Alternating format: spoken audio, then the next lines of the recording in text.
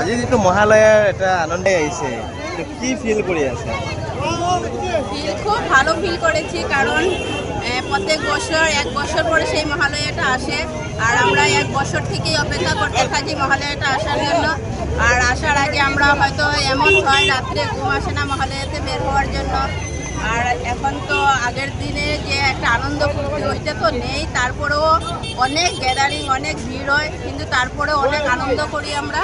আর এখানে দেখো আসার পরে এই যে জননী একটা সংস্থা থেকে খিচুড়ি খাওয়াচ্ছে, অনেক মানুষ আছে ঘর থেকে কিছু এসেছে না, আর আসার পরে এখানে খিচুড়িটা পেয়ে অনেকেই অনেক খুশি হয়ে যায় বা কিছু খেতে পেরেছে। অনেক জায়গায় টাকা দিয়ে খেতে হয়, এখানে টাকা দিয়ে খাওয়া হয় না, পয়সা নেয় না তারা খাওয়ায়, খেয়েছি। কিন্তু এটাতে কোনো লজ্জা নেই যে রাস্তার মধ্যে খিচুড়ি দিচ্ছে যে পয়সা ছাড়া খাবো, কিন্তু কোনো লজ্জা নেই, আমরা খাচ্ছি, ঠিক আছে।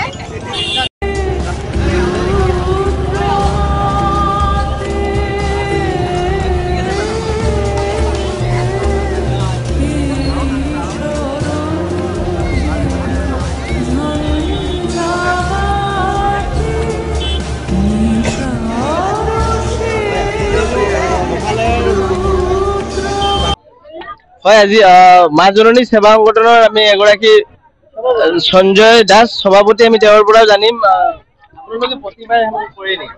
নমস্কার, আমি মাজনী সমাজসেবা সংগঠনের সভাপতি সঞ্জয় দাস। আমরা প্রত্যেক বছর এই অনুষ্ঠানটা করি।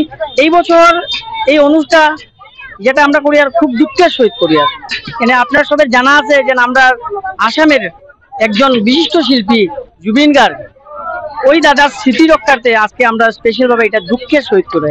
অন্য বছর আমরা আনন্দের সহিত করি, কিন্তু এবার এটা দুঃখের সহিত করে আমরা একজন বিশিষ্ট শিল্পী হারাই লিছি।